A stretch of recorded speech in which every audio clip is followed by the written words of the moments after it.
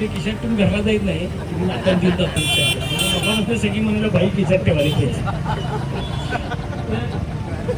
मी खिशातून घरला जात नाही मी नाकात देऊन जातो मला म्हणतो सगळी म्हणाला बाई खिशात ठेवायला पाहिजे जे जे नगरात ते उपनगरात या घोष वाक्याला धरून आज शेणीदानाचा उपक्रम या उपनगरातील सर्व मंडळी, सर्व तरुण कार्यकर्ते, सर्व ज्येष्ठ मंडळी, माता भगिनी या सगळ्यांनी हातभार लावून हा उपक्रम या ठिकाणी हाती घेतला. त्याबद्दल पहिल्यांदा सर्वांचं टाळ्या वाजून या ठिकाणी अभिनंदन करूया. कारण या उपक्रमासाठी उपस्थित असलेले त्या महापालिकेतल्या सभागृहातले ज्येष्ठ सदस्य निर्मल बापू, राजू साबळे आणि या कार्यक्रमासाठी उपस्थित असलेले सर्वच मान्यवर, सगळ्यांची नावं मला माहिती आहेत पण नाव मुद्दाम वेळ झालेला आहे. ज्येष्ठ नागरिक सुद्धा या ठिकाणी उपस्थित आहेत आणि महापालिकेचे उपशहर अभियंता फुलारी आणि आमचे आरोग्य अधिकारी पवार हे या शेणी घेण्यासाठी उपस्थित आहेत. त्यांचेही या ठिकाणी स्वागत आणि आभार.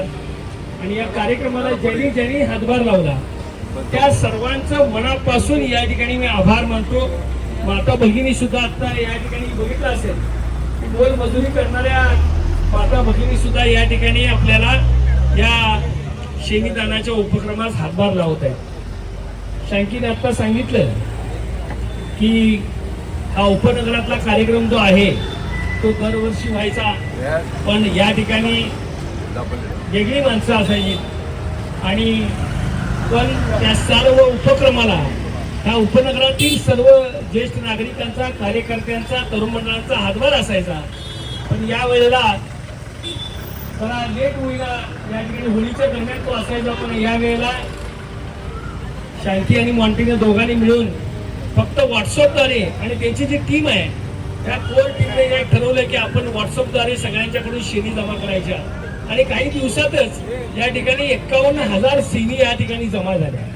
आज बापूंनी सांगितल्याप्रमाणे महापालिकेची अवस्था खरोखर बिकट आहे आणि उत्पन्नाची साधनं या ठिकाणी कमी असल्यामुळे आणि 5 वर्षे या ठिकाणी प्रशासक राज असल्यामुळे या ठिकाणी आता आपले तरुण कार्यकर्ते राजेंद्र शेंडके यांचेही टाळ्या वाजून अभिनंदन करूया. 500 रुपये त्यांच्याकडून सुद्धा आलेत. मी खिशातून घरला जात नाही मी नाकात देऊन जातो मला म्हणतो सगळी म्हणाला बाई खिशात ठेवायला पाहिजे.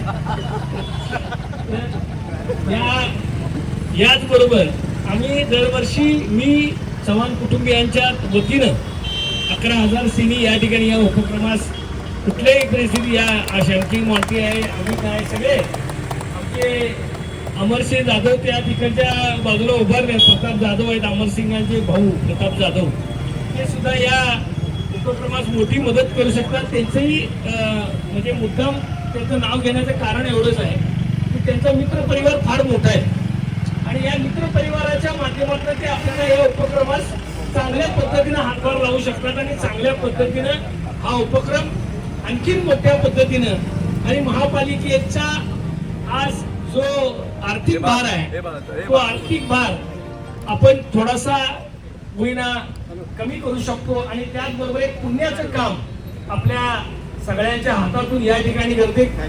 दक्षिण ही आपली करवीर काशी अंबाबाईच्या कृपेनं सगळ्या देशात नव्हे तर अगदी जगामध्ये सुद्धा काही लोकांचं मत असं आहे काही लोकांनी आपण पाहिजे, काही महाराष्ट्राच्या आपण जीवन झालं पाहिजे, अशा पद्धतीची आख्यायिका आहे. आणि आज ताब्यात महापालिकेचं सुद्धा या ठिकाणी अभिनंदन केलं पाहिजे की आज ताब्यात आपण महापालिकेने एकही रुपया अंत्यविधीसाठी ते घेत नाही.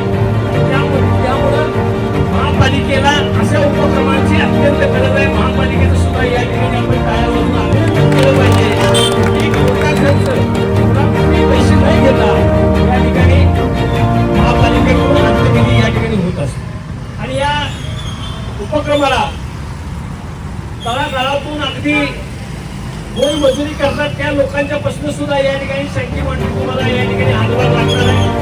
ते सर्व पुन्हा एकदा सर्व तरुण कार्यकर्त्यांचं मंडळांचं